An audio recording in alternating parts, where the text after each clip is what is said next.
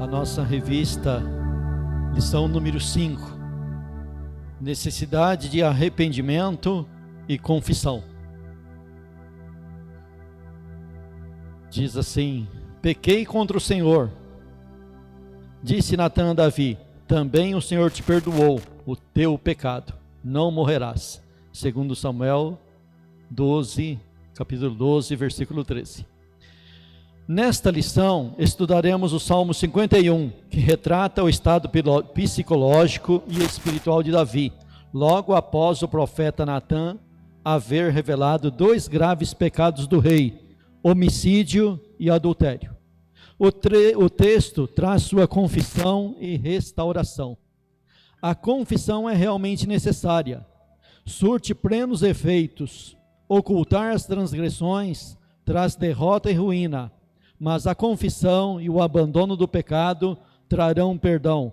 Provérbios 28:13. Vejamos como se comportou Davi nessa situação. Provérbios 28:13, lá, bem conhecido, né? Fala que aquele que confessa e deixa, alcança misericórdia. Então, nessa lição, vamos estar estudando um triste fato que ocorreu na vida do rei Davi, um homem que está na galeria dos heróis da fé, um homem segundo o coração de Deus, um homem tirado de trás das ovelhas e colocado para dirigir a nação de Israel, e ele cai em um grave erro, cometeu um adultério e um homicídio. E o autor então vai nos falar dessa vida de pecado desse pecado que ele caiu e a sua consequente confissão, arrependimento e também castigo da parte de Deus sobre ele. Aqui do lado da revista diz assim, pecados de Davi.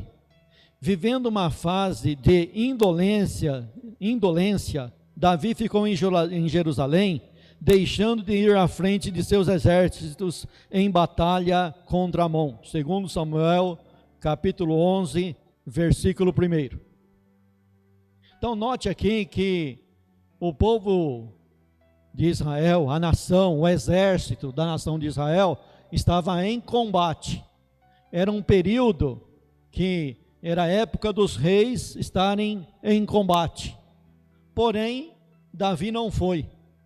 Davi deixou a peleja de lado. Então a primeira coisa que nos ensina, na batalha espiritual nós não podemos baixar a guarda. Aqui ele cometeu o que o autor fala de indolência. É quando tem algo para a pessoa fazer e a pessoa não faz. Tem uma obrigação para ser feita e ela deixa na mão dos outros. Davi, que era o líder, que estava sempre na frente das batalhas, nessa época ele deixa de lado a frente, a liderança e fica no palácio. E aí acontece tudo o que o texto, a história nos mostra. Isso nos ensina que nós não podemos baixar a guarda, devemos estar vigilante o tempo todo. Como disse alguém, olha, você não pode brincar de ser crente, porque o diabo não brinca de ser diabo. O inimigo é inimigo todo o tempo. Então você não pode brincar de crente, você tem que ser crente verdadeiro, tem que estar vigiando.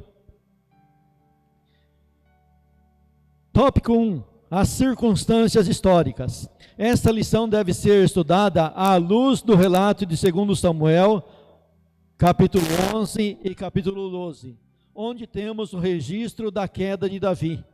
A palavra de Deus não esconde os pecados dos seus heróis, mas também mostra como essas pessoas se libertaram de seus problemas. A Bíblia não esconde o erro de ninguém. A Bíblia pega os seus heróis e fala dos defeitos dos seus heróis. Todos aqueles homens ali daquela lista de Hebreus capítulo 11, Ali, se você for buscar no registro bíblico, todos têm defeitos. Ninguém escapa. Todos têm os seus defeitos. E Deus não esconde. E também não significa também que Deus está autorizando a gente a cometer o mesmo pecado. Bem pelo contrário. A Bíblia registra justamente para isso, para nós não cometermos o mesmo erro. Não irmos pelo mesmo caminho, que é para a história não se repetir. Então aqui vai falar da queda de Davi. A queda de Davi foi uma queda moral. Queda, a gente fica olhando assim, mas a pessoa caiu, em que sentido? Caiu no sentido moral. Ele não perdeu a fé da noite para o dia, ele não desandou para a noite para o dia, mas ele cometeu um pecado moral. E quando se comete um pecado moral, não somente pecado moral, mas sempre o pecado atinge não somente a pessoa, mas toda a sociedade que a pessoa vive. O camarada cometeu o pecado, Israel, no sentido total, paga o preço desse pecado também. Porque o pecado de Davi, como disse Natã, olha, você deu uma grande ocasião para os inimigos blasfemarem. E inimigos aí não é somente o diabo, os ímpios também estão de olho. Está todo mundo de olho. Está todo mundo de olho em mim, em você, e a pergunta logo no começo da nossa conversão é: mas você ainda é crente?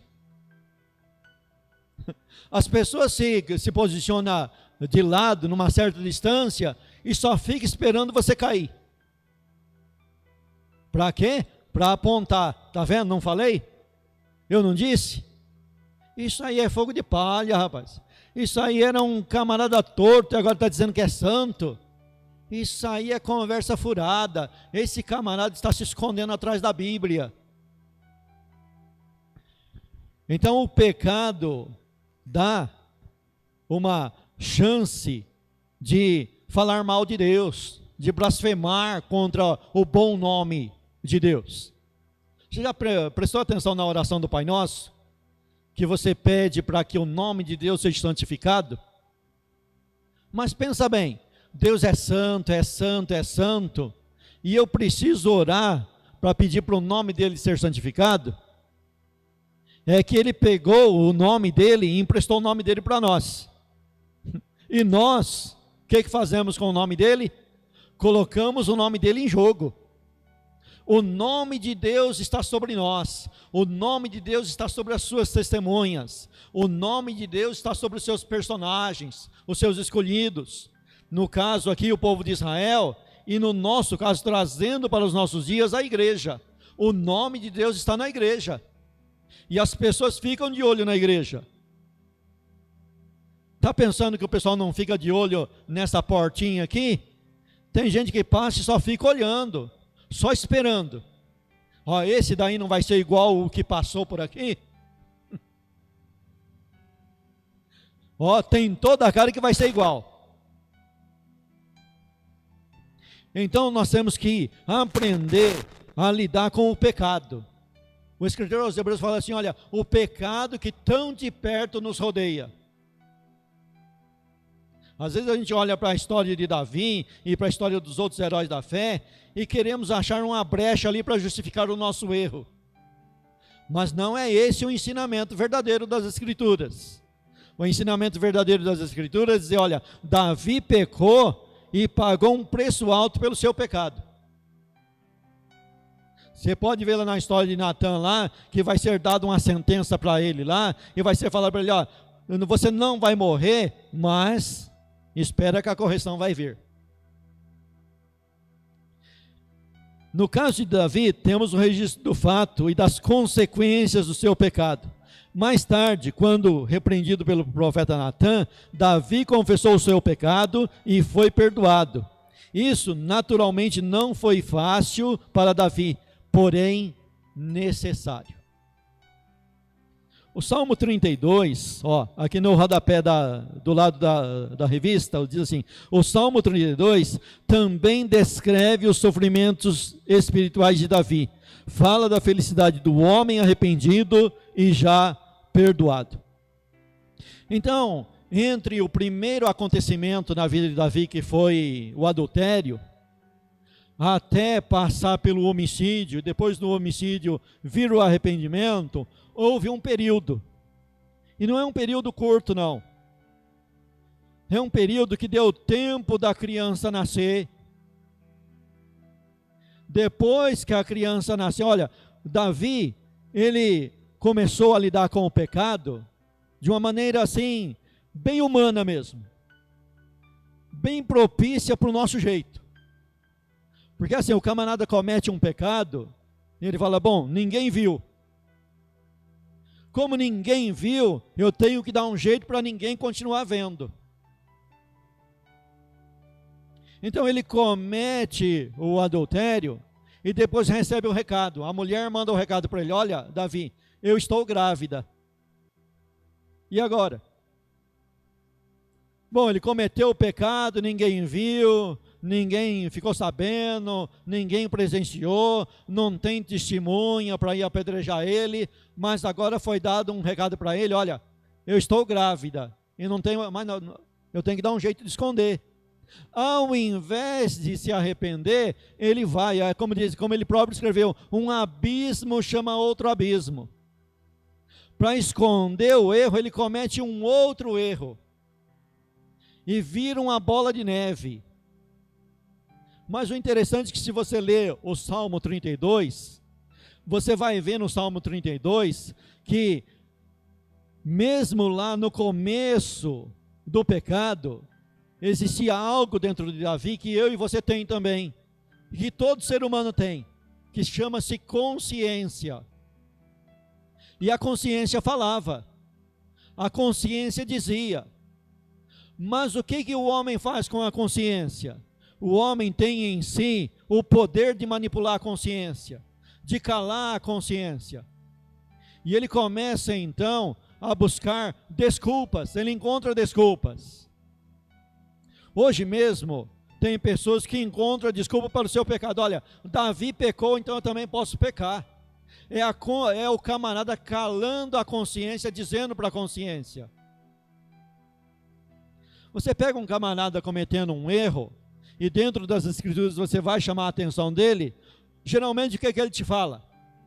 Ele cita um versículo bíblico, não julgueis para não ser julgado. Olha só, ele está pegando um texto, tirando fora de um contexto geral, e cala primeiro a consciência dele, e depois vem calar aqueles que vêm vivificar a consciência dele. Esse é um tema que não é difícil de pregar e de falar, o difícil é fazer.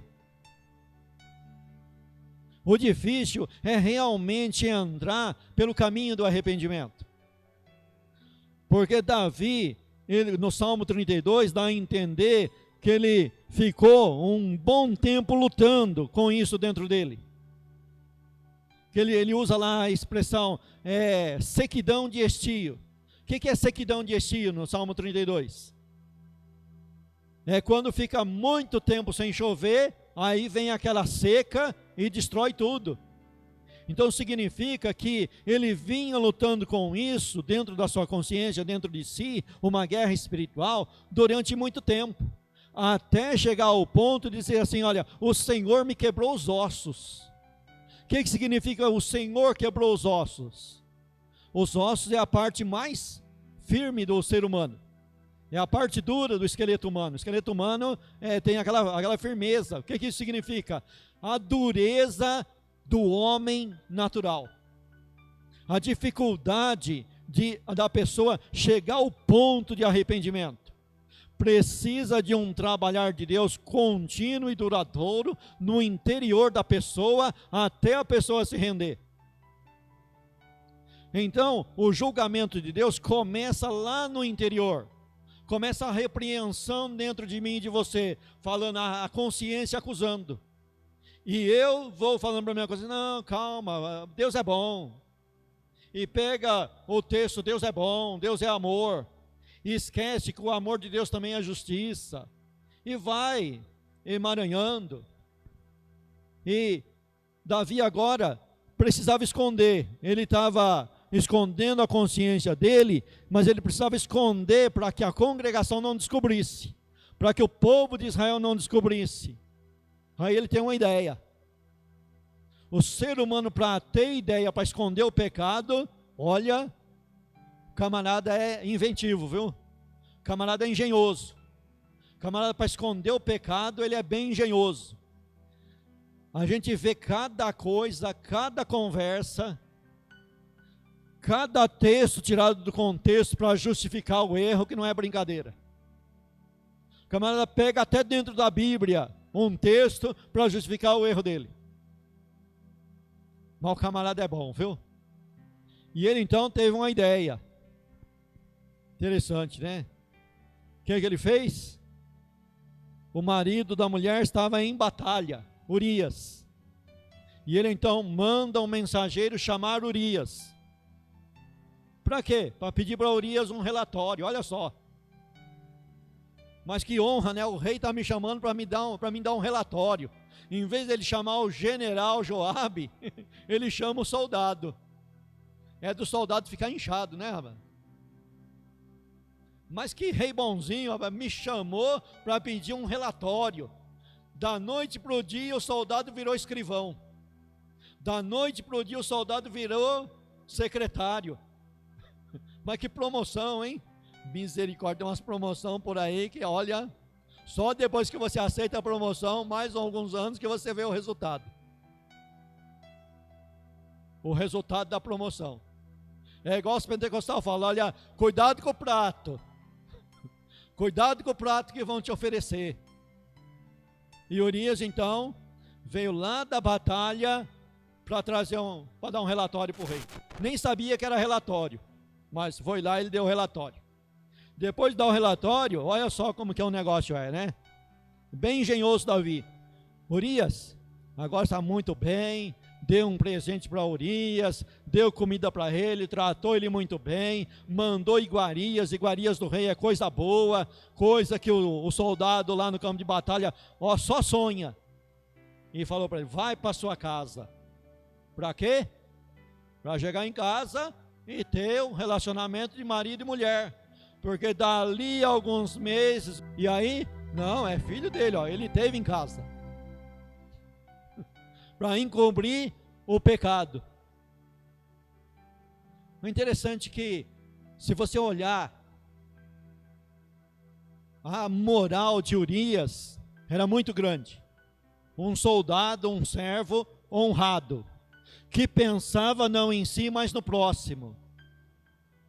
Ele não vai para casa e ainda dá uma resposta para o rei. Rei, meu senhor, você acha que eu vou para minha casa ter deleite com a minha esposa, enquanto o meu senhor Joabe está e todo o povo de Israel está em batalha, defendendo a tua vida, rei, e eu tenho que defender a tua vida também? Você acha que eu vou para casa? Não, não vou não.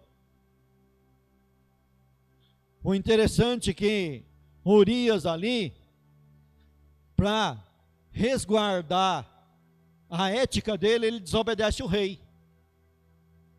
Veja só, ele estava em desobediência ao rei para ser fiel às suas convicções. Ele tinha uma convicção, pensava no povo de Israel, pensava no próprio rei e no comandante, e desobedeceu a ordem de um rei. E o rei falou, bom, logo que é assim, eu não posso mudar o seu pensamento, então fica aqui mais este dia, fica mais hoje. De repente o cara muda de ideia, né? Mas ele foi no mesmo lugar, dormiu no mesmo lugar e não foi para casa. No outro dia, então, o rei pega uma carta, escreve uma carta, sela esta carta e entrega na mão de Urias. Urias, leva essa carta para o comandante. O coitado nem sabia que ali estava a sentença de morte dele. Davi escreveu a sentença de morte do seu servo, do seu soldado que era fiel, e mandou pela mão da própria vítima. Olha o que o pecado faz com um homem. Olha o que faz o erro, para ele encobrir o erro, para ele encobrir o erro com outro erro que ele pratica. Então agora Davi comete um homicídio, usando então a espada dos amonitas, aonde estava a batalha. Então na carta que, lógico, Urias não tinha acesso, e nem teve curiosidade para abrir e ler, lá estava dada a ordem. Quando chegar Joabe, coloca Urias na frente da batalha, num lugar bem perigoso, e fuja da retaguarda. Larga ele no perigo. E assim foi feito. Aí você tem ali na história um comandante que obedece às ordens do rei e nem pergunta o que é ético e o que não é. Enquanto Urias olhava pela ética e não obedece a primeira ordenança do rei, Joabe ao contrário. Ele obedece sem questionar. Ele não questiona a ordem do rei. Ele nem pergunta, mas isso aqui não é uma injustiça? Não, ele simplesmente obedece o rei. E aí Davi então comete esse homicídio. Mas e a consciência? Dentro do Salmo 32 você vai entender e compreender que a consciência continua falando. Mas Davi silencia a consciência. Como que ele silencia a consciência? Ele espera então passar o luto da viúva. Não, o rei ele é muito ético. Ele vai casar com a viúva porque ele é muito bonzinho. Ele é um camarada que ajuda. Ele ajuda, que não é brincadeira. Ele vai casar com a viúva, mas ele vai esperar o tempo. Opa! Tem que esperar um tempo, né? Tinha lá uma lei do tempo lá, tem que esperar até a viúva se consolar. Aí ele chama então a viúva e faz o casamento. Olha, tá tudo bonito, hein? Tá tudo dentro dos conformes. Fez o casamento, amparou a viúva, e aí nasceu o menino, está tudo bem. A consciência continua falando, mas ele está jogando uma coberta em cima da consciência. E aí Deus então vai estar trabalhando. No Salmo 32,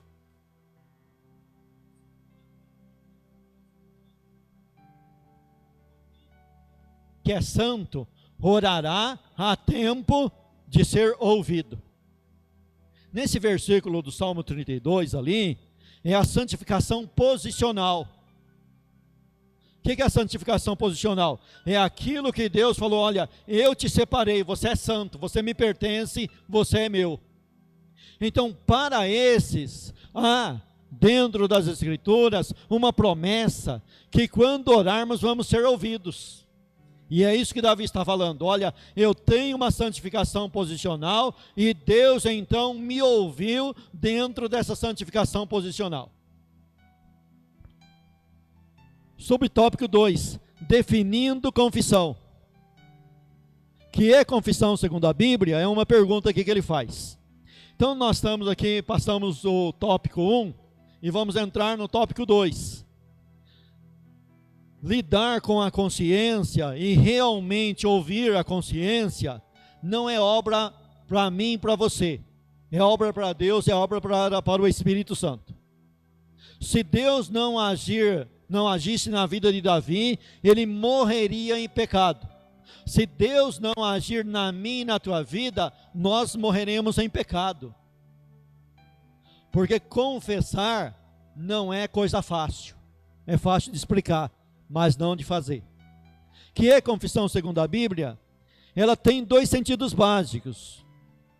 Sentido primeiro, é o ato pelo qual uma pessoa declara sua fé. Aí ele vai citar aqui Salmo 71:5. Aqui nesse caso aqui, confissão é o ato de você falar que acredita em Deus.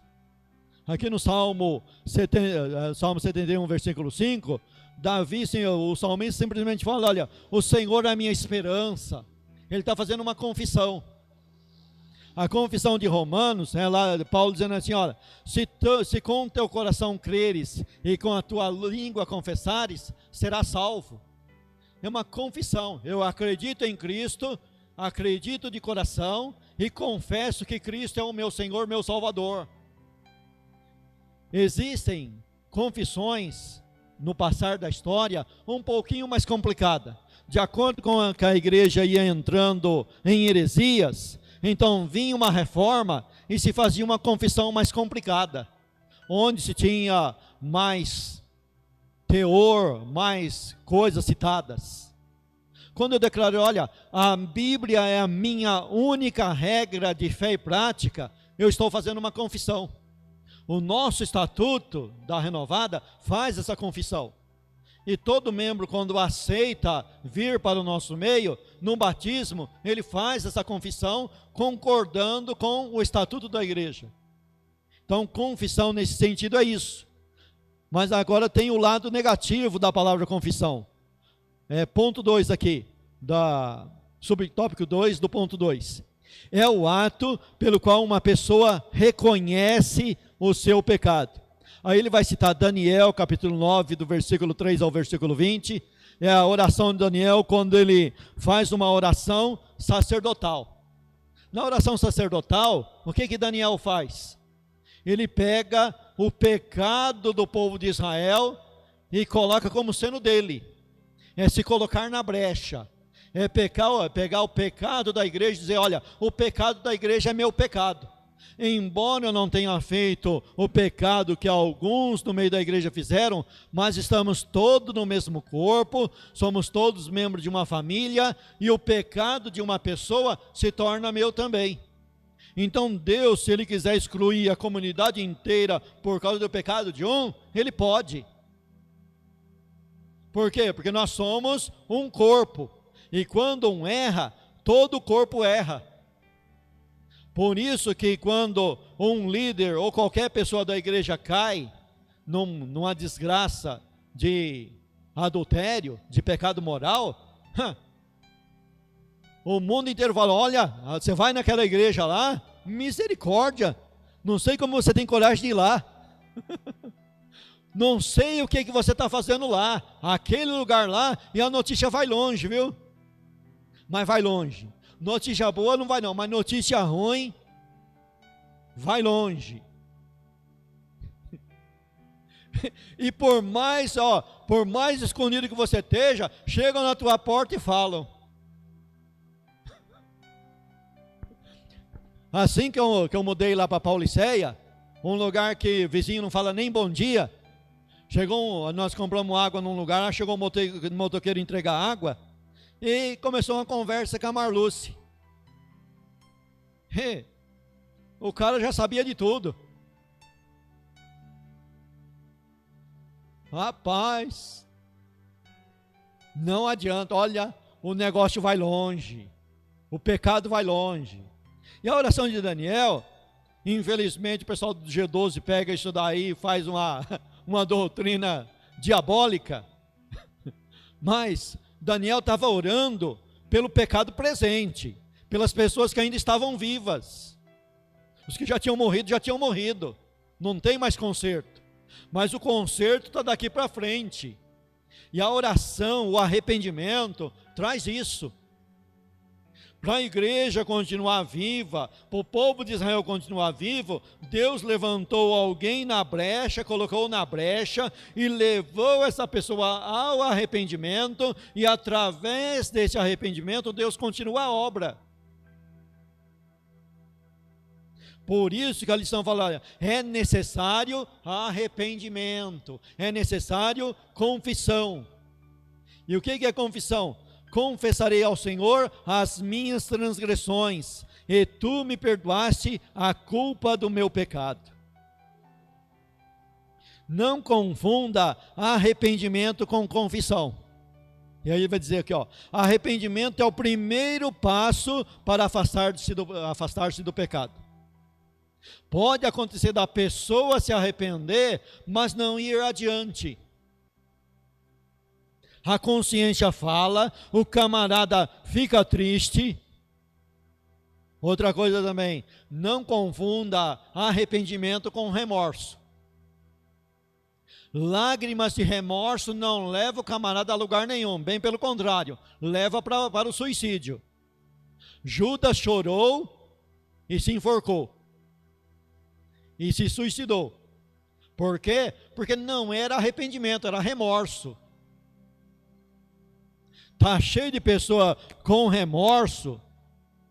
Aí a pessoa, olha, por exemplo, ele comete adultério, nunca confessa, nunca procura resolver. Quando o cônjuge morre, meu Deus, o camarada desaba em lágrimas.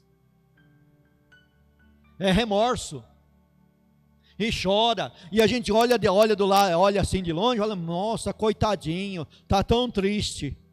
Mas se Deus mostrasse a realidade, você ia ficar irado e pegar ele pelo pescoço. De tão irado que você ia ficar, se Deus te mostrasse a realidade, a lágrima de crocodilo. Camarada é com remorso e não arrependido. Aquele que se arrepende, confessa e deixa. O verdadeiro arrependimento, como Paulo escreveu aos Coríntios, olha, a tristeza, segundo Deus, nos conduz ao arrependimento e a uma mudança de vida. A tristeza, segundo o mundo, nos leva à ruína. Mas a tristeza segundo Deus, quando Deus nos contrista, quando o Espírito Santo nos leva a uma tristeza para o arrependimento, aí está dado o primeiro passo para o segundo, que é a confissão. Então ele fala e vai falar aqui, ó. A pessoa percebe que errou e não gosta do que fez, fica insatisfeita. E esse é o arrependimento. Agora a confissão é o ato pelo qual uma pessoa reconhece que errou e dá os passos para um conserto. Então, ele se arrependeu, ficou triste, agora ele vai tomar iniciativas para reparar o dano. E nessa iniciativa, o que ele vai fazer? Vamos andar aqui na lição. Ele toma os passos para um conserto. Nesse episódio, Natã foi apenas um instrumento mandado por Deus, segundo Samuel 12:1, para fazer aflorar a consciência de Davi e a sua falha espiritual e moral. Então, se Davi não tivesse realmente se arrependido e feito a confissão, sabe o que ele ia fazer? Ele ia matar o profeta Natã. Pega as histórias da maioria dos reis de Israel, o que ele fazia quando o profeta ia lá repreender ele? Rapaz, se o profeta não corresse, morria. Elias, se não foge, morre. Eliseu morreria. Como uma boa parte dos profetas foram todos assassinados. Foram todos mortos. Por quê? Porque repreendeu. Veja o que aconteceu com João Batista. Foi lá repreender Herodes. O que Herodes fez com ele? O matou. Não queria, mas acabou matando. Então, se Davi realmente não se arrependesse, ele ia executar o profeta Natã. Com toda certeza. E ele, como rei, iria fazer isso. Ia ser mais um pecado na vida dele. Mais um assassinato. Mas ele se arrepende então. Subtópico 2, a assistência pastoral a quem peca. Foi magistral o que fez o profeta Natã, levando Davi a reconhecer que errou, dando-lhe oportunidade para confessar a Deus sua falha e chorar arrependido. O que Natã fez aqui foi a obra de um verdadeiro pastor, não um falso pastor, não um falso profeta, mas um verdadeiro profeta. Porque dependendo a posição da pessoa, o que o falso profeta faz? Ele pode até repreender um membro se ele ficar sabendo. e falar dentro das escrituras tudo certinho. Mas se o camarada é de uma certa posição e ele vê algum ganho nessa certa posição, ele vai lá e bate nas costas e ainda profetiza: o Senhor é contigo, varão de Deus. Ser profeta verdadeiro na mão de Deus, ser pastor verdadeiro na mão de Deus, não é fácil não. É deixar de lado os privilégios e partir para parte de tomar um grande prejuízo.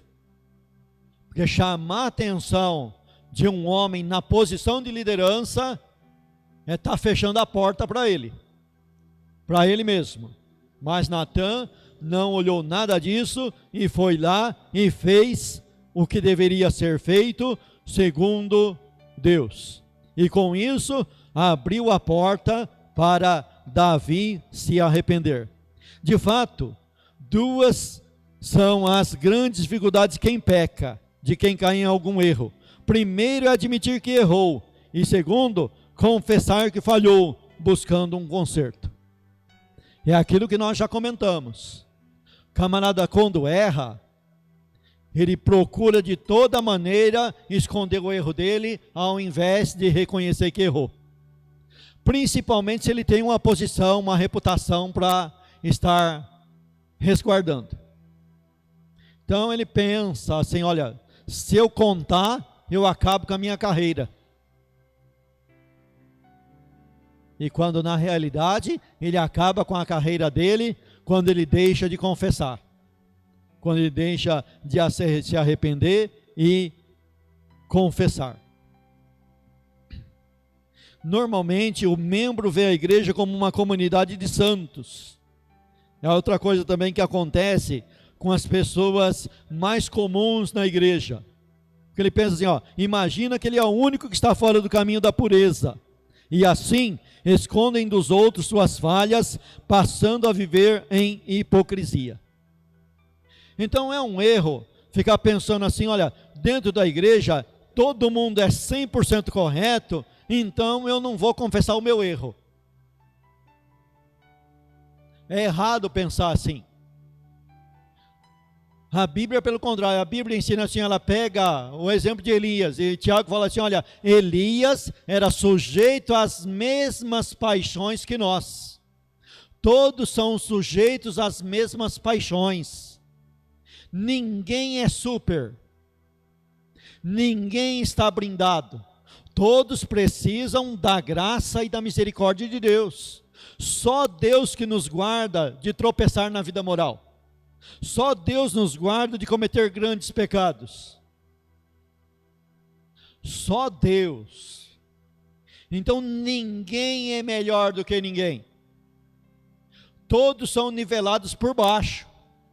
Todos estão destituídos da glória de Deus e precisam da graça de Deus. Todos pecaram e todos estão destituídos. E agora carece da glória de Deus. Agora carece que Deus, por graça, venha e dê.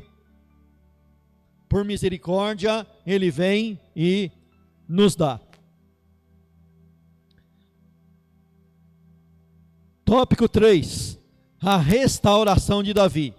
Davi cometeu 2 graves pecados: adultério e homicídio.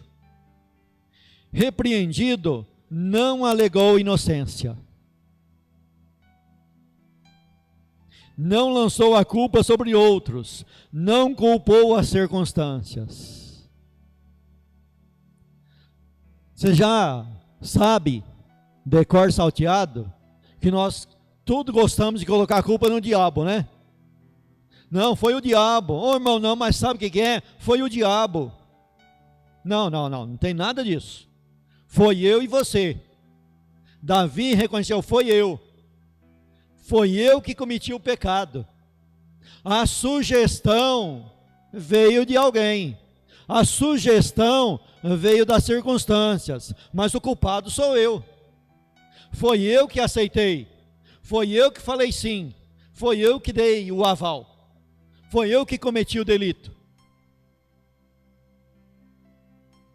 Interessante que, se Deus não agir, Nós colocamos culpa nas circunstâncias e nas pessoas.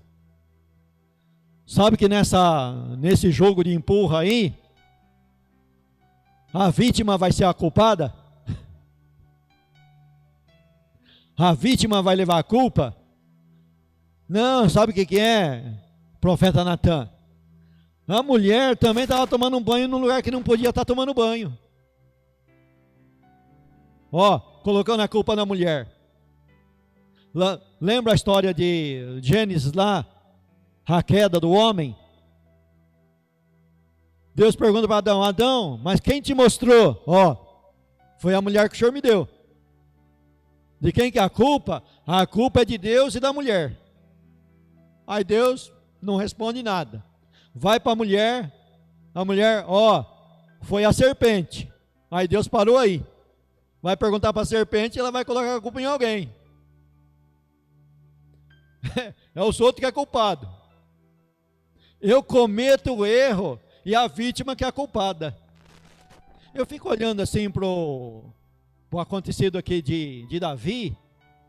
Sabe que tem gente que se torna advogado de encontrar possíveis falhas dentro da Bíblia para encobrir o erro da pessoa? O que advogado faz? O advogado, ele estuda a lei para encontrar brechas dentro da lei. É isso que ele faz. E se Deus não age na vida de Davi, Davi poderia usar a lei de Moisés para colocar a culpa na vítima. Ó, na lei de Moisés dizia assim, olha, se uma mulher for estuprada e ela, no ato do estupro, não gritar, ela tem que ser apedrejada. Se ela foi estuprada num lugar, então, ermo, que mesmo ela gritando ninguém ouviu, então tudo bem, mas ela tem que gritar. E Davi podia usar essa lei aí, né? Ó, a mulher não gritou, foi ela que se ofereceu para mim. Os camaradas se tornam mestre em achar uma justificativa dentro da própria lei. Tira o texto fora do contexto e arruma um pretexto e vai lá e você escuta aquilo ali e na hora você tem até que ficar calado, você não tem resposta. Depois que você vai meditar, fala, mas peraí, esse negócio está muito fora. Mas na hora você fica sem argumento. E quando o camarada está assim, não adianta argumentar com ele, só o Espírito Santo indo lá e agindo na vida dele, senão ele continua no erro e continua se justificando. Então, a culpa é da vítima. É igual aquele camarada que foi atropelado, o carro atropelou ele. E chegou lá, foram lá para fazer a ocorrência, o motorista e o atropelado. Não foi uma coisa tão grave, mas tinha que fazer a ocorrência. Aí chegou lá, o motorista falou. Aí o camarada que estava atendendo na delegacia falou, para um pouquinho. Porque daqui a um pouco, a culpa é do camarada, a culpa é do pedestre. Então vamos parar um pouquinho aí. Porque pelo jeito, a culpa é do pedestre. A vítima que é culpada. Mas não é isso que fazem aí com os estrupos contra as mulheres? Não, mas é que ela estava andando na rua, hoje em dia é assim, né? Mas também o cara estava no ponto do ônibus 4 horas da manhã. A culpa é do camarada que saiu, coitado, para trabalhar. Ele que é o culpado. Então, Davi não fez nada disso. Ele não lançou a culpa sobre outros, não culpou as circunstâncias, sem hesitar, expôs diante de Deus seus pecados. Ele usa 3 palavras bem fortes para designá-las. Então aqui agora vai ter aqui um estudo um pouquinho aprofundado aqui, usando 3 palavras do hebraico, sobre o tópico A aí do tópico 3. Pecha, transmite a ideia de uma alma em rebelião, quebra de uma amizade. De fato, o pecado quebra a nossa amizade com Deus. Quando Davi é repreendido, quando ele é colocado no canto da parede, ao invés de se levantar, ao invés de se justificar, ele reconhece realmente eu estou em rebelião. Realmente eu pisei na bola, eu pisei feio, eu errei feio, estou em rebelião contra ti. São palavras que dentro do hebraico, para o nosso português, é traduzido como transgressão, como pecado, como erro, mas que significa isso ao pé da letra: estou em rebelião. Estou totalmente em rebelião contra quem? Contra Deus. Contra quem eu pequei? Contra Deus. Contra quem Davi pecou? Contra Deus. Nós cometemos, todo pecado que nós cometemos, em primeira instância, é contra Deus. Mesmo sendo contra a igreja, contra uma pessoa, contra um vizinho, mas em primeira instância é contra Deus. Em primeiro lugar, cometemos um pecado contra Deus. Quando falamos mal de alguém, estamos falando mal de Deus. Por quê? Porque Tiago escreve assim: olha, o homem foi criado à imagem e semelhança de Deus. Se ele é a imagem e semelhança de Deus, quando estou falando mal dele, estou falando mal de Deus. Então, quando eu cometo um pecado contra um ser humano, estou cometendo um pecado contra Deus. E é para Deus que eu tenho que pedir perdão e me consertar e procurar um conserto com Deus. Subtópico B aí do tópico 3, Avon. Tem nada a ver com o perfume não, tá? É uma palavra hebraica que traduzido é iniquidade, que também no nosso português significa pecado, significando depravação, tortuosidade. Então são palavras que Davi usou para descrever como é negro o pecado dentro dele. O pecado é uma negridão, é algo muito horrendo, é algo que realmente tem que ser detestado e tratado com todo rigor dentro de nós. Nós não podemos dar ocasião para o pecado, para achar o pecado bonito. Aqui está falando que o pecado é rebelião, aqui está falando que o pecado é depravação, é tortuosidade. Tem coisas aí que o ser humano comete que a população fica revoltada. Assim o crente deveria agir com o mínimo pecado dentro dele, é ficar revoltado contra o pecado. É como alguém disse: olha, o meu pecado levou o meu Salvador à cruz do Calvário, então eu tenho que detestar muito o meu pecado, porque o meu pecado foi lá e crucificou o meu Salvador, aquele que eu amo. Eu amo Jesus Cristo, e Jesus Cristo sofreu as consequências do meu pecado na cruz do Calvário. Então, eu e você temos que detestar o pecado, nós temos que odiar o pecado, nós temos que personificar o pecado e colocar o pecado na cruz. O pecado tem que ser crucificado na cruz, tem que estar na cruz. Em outra linguagem, na linguagem de Paulo, o velho homem tem que ser crucificado. O velho homem está crucificado com Cristo. Não vivo eu, mas Cristo vive em mim. Então o velho homem está na cruz do Calvário e não vai mais dominar a minha vida e a tua vida. É dessa maneira que eu tenho que lidar com o pecado. O pecado é iniquidade, é tortuosidade. Outra palavra aqui também de pecado aqui no Salmo 51, ata, que se traduz por pecado, transmitindo a ideia de errar o alvo. Por causa do pecado, todo o rumo da vida de Davi tomara uma direção errada. Esse daqui é o sentido mais simples e mais falado nos púlpitos. É o mais simples de explicar. Então, o que é pecado? Pecado é errar o alvo. Uma certa feita aqui, o pastor Pedrosa estava até dando uma palavra assim de repulsa a isso, porque muitas das vezes a gente simplifica muito o texto, simplifica muito a palavra e não damos o devido tratamento que ela merece. Quando nós só ficamos no errar o alvo, fica parecendo uma coisa muito simplesinha, né?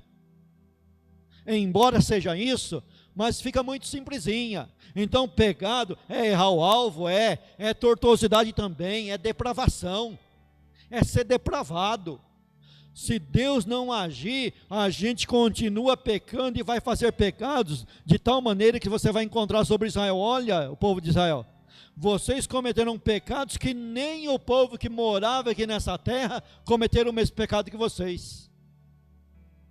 De vez em quando eu ouço alguém dizendo assim: olha, acontece certas coisas no meio dos crentes que nem quando eu era católico via.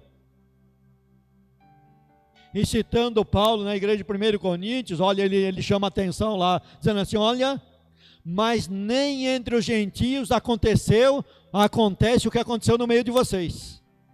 Os gentios são depravados? São, mas eles não chegaram ao ponto do filho abusar da própria esposa do seu pai, da madrasta. Não, os camaradas são bravos? São pinta-ruins? São pecadores? São, mas lá eles não chegaram a esse ponto não, porque lá dentro da cadeia, nos piores presídios, eles lá têm certas leis morais lá, que se o camarada pular fora da risca, chega lá, eles mesmos dão uma correção. Matou uma criança, o negócio fica feio. E lá em Coríntios, os camaradas estavam dando corda para o pecado, que nem ficaram tristes, nem se entristeceram. Pensar de tirar o cara do meio deles então, mas nem pensar. A vida continua normal, aí ó, ninguém cometeu nada, nenhum erro. A língua correndo solta fora e eles nem aí. O que muitas das vezes acontece no nosso meio. Muitas das vezes sabemos do que está acontecendo no nosso meio pela boca do ímpio, daquele que não faz parte da nossa comunidade, daquele que não está escrito no hall de membros. E aí você fala: olha, estou vendo coisa aqui que nem no tempo que eu era católico, eu era da macumba, não via isso. Será que lá não era melhor não? Tudo isso porque deixamos de tratar com o pecado à altura que ele deve ser tratado. Ou seja, não nos arrependemos, nem ficamos tristes, ó, não estamos nem aí, tá tudo a mesma coisa. O caminho da restauração é simples. 1.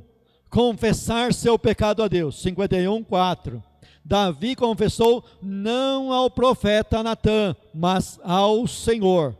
Entretanto, Natã foi um instrumento. Ele diz: contra ti somente pequei. Todo pecado é contra Deus. Por ter consciência disso, Davi ajuntou à sua confissão essas palavras: de maneira que serás tido por justo no teu falar e puro no teu julgar. É a atitude que nós devemos ter. Senhor, se o Senhor me condenar e me mandar para o inferno, o Senhor é justo. Por quê? Porque realmente eu pequei contra ti.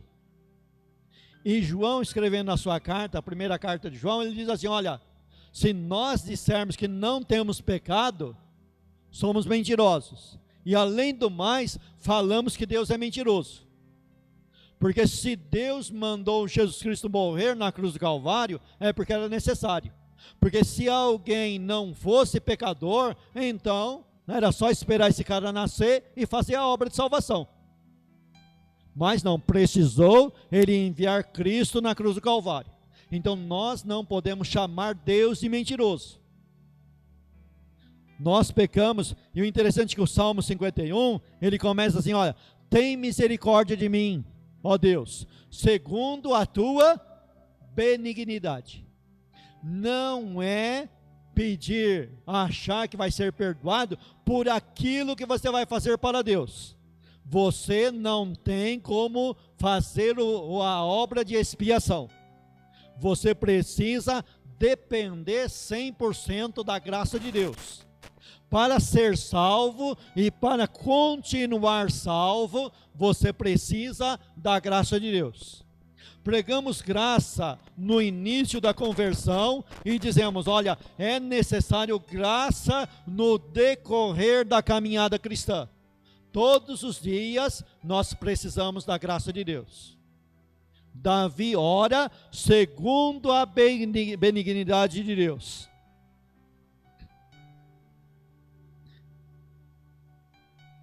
Se o pecado é contra Deus, é a ele que deve ser confessado. Lucas 15, 18. É a parábola do filho pródigo. O filho pródigo caiu em si e volta para o pai e pede perdão para o pai. Pede perdão para o seu pai. Devemos pedir perdão para Deus. Subtópico 2 aí. Aceitar a misericórdia de Deus. Sacrifícios não apagam pecados. Davi entendeu que errou, mas não se propôs a praticar nenhum ato de sacrifício. Salmo 51, versículo 16 e 17. Percebendo que a essência da confissão é a misericórdia. Veja a riqueza do versículo 1. Hoje há muita gente fazendo sacrifício para tentar livrar-se do pecado. Então o camarada pensa que ele, fazendo uma penitência, daqui até uma cidade a pé, ele vai obter o perdão. Então outros pensam que retalhar o corpo, o meu corpo não presta, sou um pecador, então vou fazer aqui um autoflagelo, vou me autoflagelar, fazer corte no meu corpo, me surrar, me escotear. Tem camarada pensando que é isso daí. Não, você pode jejuar, mas não para obter perdão de pecado. Você pode jejuar para ser mais santo? Pode jejuar pela igreja? Pode, mas não para perdão de pecado. Não é um auto-sacrifício, é confessar para Deus, porque ele fala, olha, Davi estava numa sociedade que tinha sacrifício para tudo, era um ritual. Mas ele reconhece que o ritual não resolve. O negócio quando se torna ritual, misericórdia, né? Quando o negócio se torna religiosidade, misericórdia. Sabe, aquelas coisas do encontro, ótimo, mas quando se tornou ritual, misericórdia. Negócio ruim se torna rotina. Não produz o primeiro efeito, porque se tornou ritual.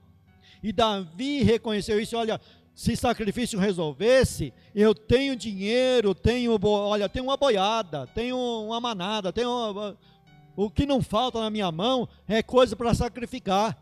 Mas isso não resolve, não soluciona. O que soluciona é um coração contrito, reconhecer realmente e se colocar na mão de Deus. E depois aguentar as consequências do pecado. Porque Davi foi perdoado, foi. Porque na realidade, segundo a lei de Moisés, ele deveria morrer. Era pena de morte para Davi. Mas Deus passa a pena de morte dele, mas não pensa que fica barato não. Deus então permite que venha várias aflições sobre Davi. Davi cometeu um pecado de adultério escondido, e agora Deus então fez com que as concubinas de Davi fossem violadas pelo próprio filho de Davi, Absalão. Veio um castigo sobre Davi, sobre o reino dele todo. Ele larga o reino dele, se coloca como fugitivo, e lá estava então agora uma parte de Israel nas mãos de Absalão, fazendo a vontade de um camarada torto, de vida torta, e Davi lá chorando. E ainda ele fala, olha, Deus mandou esse homem me amaldiçoar, não mata ele não. Deus mandou ele fazer isso contra mim. Isso é mão de Deus. Eu vou aceitar a correção de Deus na minha vida. Por causa do quê? Por causa do pecado. Existem pecados em nós que Deus perdoa, mas vem a consequência. Não é para a gente pegar o texto e achar que que tá beleza, não, porque Davi fez, eu vou fazer também, e Deus vai perdoar. Não é bem assim não. Existe a consequência, tem a consequência. Então precisamos aceitar a misericórdia de Deus e não partir para o autossacrifício. Pensam, tenho que pagar o preço do meu pecado, tenho que expiar sozinho minha culpa. Outros criam situações em que podem ser humilhadas e prejudicadas. A pior maneira, entretanto, parece ser daquele que tenta algum autossacrifício para aliviar seu pecado através da compensação física. Sobre tópico 3, entender o que Deus já fez. O sangue de Jesus vertido na cruz do Calvário é o meio que Deus usou para providenciar o perdão a todos os corações contritos e arrependidos. Então hoje não resta mais nenhum sacrifício pelo pecado. Embora dentro do escritor aos Hebreus você encontre lá umas palavras assim que ora parece que se contradiz, aonde ele diz que tem sacrifício, de repente ele fala que não tem sacrifício, é fácil entender e compreender. Não existe mais sacrifício ritual pelo pecado, nenhum sacrifício pelo pecado, pelo perdão do pecado. O que existe de sacrifício dentro das Escrituras é o sacrifício de louvor, o sacrifício que parte do meu lábio. Então eu agradeço a Deus pelo perdão que Ele me deu. Existem momentos na vida da gente que é difícil louvar a Deus, mas fazemos isso como sacrifício diante de Deus. Não é sacrifício pelo pecado, é sacrifício de louvor a Deus pelo que Ele já fez. Deus já providenciou o livramento na cruz do Calvário. Onde houve esse sacrifício, não resta mais oblação pelo pecado, não tem mais sacrifício pelo pecado. Jesus Cristo fez o sacrifício perfeito, único, que é o único que Deus aceita. Não resta mais sacrifício nesse sentido para nós fazermos, amém? Então precisamos entender o que Deus já fez. O perdão divino é completo, traz refrigério e não condenação. Então Deus me perdoou, te perdoou por completo em Cristo Jesus. O perdão que é dado a nós é dado por intermédio de Cristo. Cristo pagou, houve um preço, tem um preço. Você foi comprado por bom preço e é preço de sangue. É isso que eu e você temos que entender e compreender. O que Cristo fez por nós na cruz do Calvário. É a base da nossa salvação. É a base do nosso perdão. É a base em que somos perdoados. Então, quando somos perdoados, sai de graça para mim e para você, porém não é de graça. Coisa difícil, né? Parece um jogo de palavras que contradiz. Eu fui perdoado de graça, mas porém custou um preço. Não foi eu que paguei, foi Cristo quem pagou. O preço é muito caro para mim e para você pagar.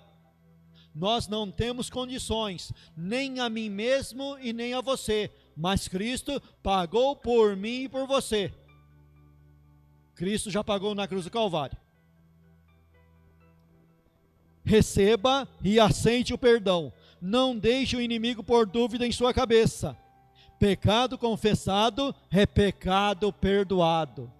Então tudo que nós falamos aqui, o exemplo de Davi, é para te ensinar, para me ensinar, que nós então entramos pelo arrependimento e passamos pela confissão, confessamos o nosso pecado e em Cristo temos a certeza de perdão. Aí João escreve assim, olha, se o nosso coração não nos condena, nós temos confiança para com Deus. Mas, no entanto, se Ele nos condena, sabemos que Deus é maior que o nosso coração.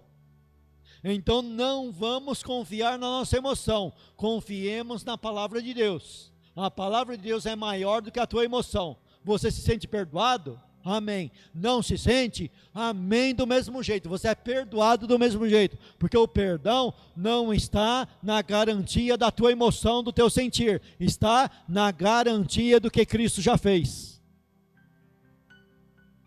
Então receba e aceite o perdão. Através da confissão, somos transformados de glória em glória, como diz lá em 2 Coríntios, no capítulo 3, versículo 17 e 18. Nós somos transformados de glória em glória, como um espelho, cada dia refletindo mais a glória de Deus. Não somos perfeitos? Não somos, mas cada dia crescemos um pouco mais em santidade, e para crescer em santidade, precisamos confessar os nossos pecados, amém? Que Deus abençoe.